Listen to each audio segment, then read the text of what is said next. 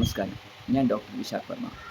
ശബരിമല, ഗുരുവായൂർ, തിരുപ്പതി, പളനി, കാശി തുടങ്ങിയ തീർത്ഥാടന കേന്ദ്രങ്ങളിലേക്ക് പോകുന്നവരിൽ പലരും ഭക്തിയുടെ ഭാഗമായി കാലിൽ നഗ്നമായി നടക്കാറുണ്ട്. പക്ഷേ നിങ്ങൾക്ക് പ്രമേഹമുണ്ടോ?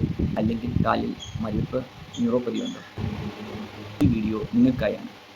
ഒരു ചെറിയ മുറിവ് പോലും ചിലപ്പോൾ വലിയ അണുബാധയിലേക്കും അപൂർവമായിരിക്കാം വിരൽ അല്ലെങ്കിൽ കാൽ നഷ്ടപ്പെടുന്നതിലേക്കും നയിക്കാം. പ്രശ്നം എന്താണ്? തീർത്ഥാടന കേന്ദ്രത്തിലെ നിലം പലപ്പോഴും വളരെ ചൂടുള്ളതായിരിക്കും. മുള്ളുകളും ചരടുകളും ഉണ്ടാവും.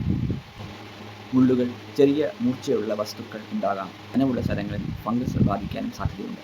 സാധാരണ ആളുകൾക്ക് വേദന തോന്നുന്നതിനാൽ ഉടൻ ശ്രദ്ധിക്കാം. പക്ഷേ പ്രമേഹ ന്യൂറോപ്പതി ഉള്ളവർക്ക് പലപ്പോഴും വേദന അനുഭവപ്പെടില്ല. അവർക്ക് അറിയാതെ പൊള്ളൽ, മുറിവ്, ചർമ്മം പൊട്ടൽ, രക്തസ്രാവം എന്നിവ സംഭവിക്കാം. യഥാർത്ഥ സാഹചര്യം: ഞങ്ങളുടെ ക്ലിനിക്കിൽ പല രോഗികളും തീർത്ഥാടന യാത്ര കഴിഞ്ഞ് വരാറുണ്ട്. ഡോക്ടറെ, യാത്ര കഴിഞ്ഞാണ് മുറിവ് കണ്ടത്. നടക്കുമ്പോൾ ഒന്നും തോന്നിയില്ല എന്നാണ് പലരും പറയുന്നത്. യാത്ര കഴിഞ്ഞ് വീട്ടിലെത്തിയപ്പോൾ മാത്രമാണ് കാലിൽ മുറിവ്, അണുബാധ അല്ലെങ്കിൽ വീക്കം ശ്രദ്ധയിൽപ്പെടുന്നത്.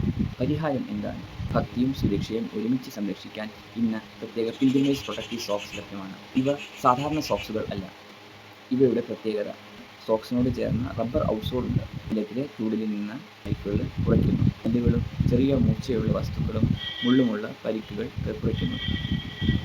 ഭാരം കുറഞ്ഞത്, ദീർഘനേരം നടക്കാൻ സൗകര്യപ്പെടും. പ്രത്യേകിച്ച് പ്രമേഹ രോഗികൾക്കും ന്യൂറോപ്പതി ഉള്ളവർക്കും കൂടുതൽ സുരക്ഷ. ആരൊക്കെ ഉപയോഗിക്കണം? ഈ സോക്സ് ഉപയോഗിക്കുന്നത് നല്ലത് പ്രമേഹ രോഗികൾക്ക്, ന്യൂറോപ്പതി ഉള്ളവർ, മുതിർന്നവർ, മുമ്പ് കാലിൽ മുറിവ് വന്നിട്ടുള്ളവർ, കാലിൽ രൂപവൈകല്യം ഉള്ളവർ, ദീർഘദൂരം തീർത്ഥാടനം ചെയ്യുന്നവർ. ഒരു കാര്യം നമ്മൾ ശ്രദ്ധിക്കേണ്ടത്, നടക്കാൻ ബാലൻസ് കുറവുള്ളവർക്ക് ഈ സോക്സ് ഇടാൻ നടക്കാനും ബുദ്ധിമുട്ടായിരിക്കും.